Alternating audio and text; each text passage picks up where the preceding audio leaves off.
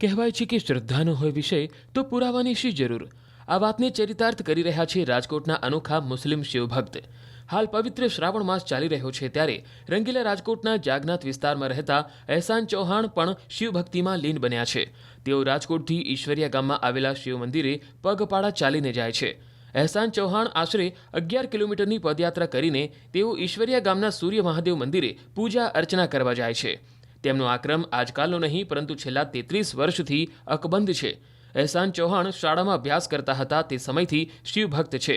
અહેસાનભાઈ વિધિવત રીતે અબોટિયું ધારણ કરીને મહાદેવ મંદિરે જાય છે અને પવિત્ર શ્રાવણ માસ દરમિયાન તેઓ ભગવાન શિવની પૂજા અર્ચના કરીને ધન્યતા અનુભવે છે। અહેસાનભાઈ પોતે તો શિવભક્ત છે જ પરંતુ છેલ્લા 20 વર્ષથી મંદબુદ્ધિના લોકોને છેલ્લા 20 વર્ષથી સોમનાથ દાદાના દર્શને લઈ જાય છે। જો મહાદેવ તો સ્કૂલમાં ભણતા ત્યારથી જ ઈચ્છા છે મહાદેવના દર્શન કરવાની, અને બધા મારા મિત્ર હિન્દુ છે અને મહાદેવ સૌથી મોટા ભગવાન છે સ્કૂલમાં પણ કહેતા અને મિત્રો પણ કહેતા। અને એ પણ પરચા જોયા છે અમરનાથના કે ઉપરથી બધું પડે તોય માણસો બચી જાય છે અને ત્યાંથી જીવતા લઈ આવે છે। હાજરો હાજર છે મહાદેવ, જેને ઝેર પીધું હતું દુનિયાનો બધાનું ધ્યાન રાખે।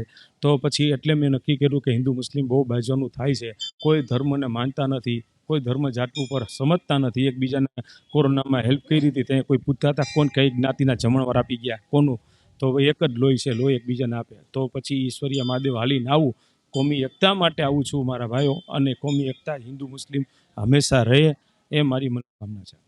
જો ભાઈ દરગાહમાં કેટલા લોકો હિન્દુ જાય છે, અજમેર, હાજી અલી, ગેબન સાપીર રાજકોટમાં તમામ 80% હિન્દુઓ જાય છે, 20% મુસલમાન। તો પછી આપણે શું કામ એવું રાખવું જોઈએ કે આ હિન્દુ છે ને મુસલમાન છે? તમે અમારી જાત પૂછો છો, કોઈ એકબીજાને મળે છે તો નામ પૂછે છે।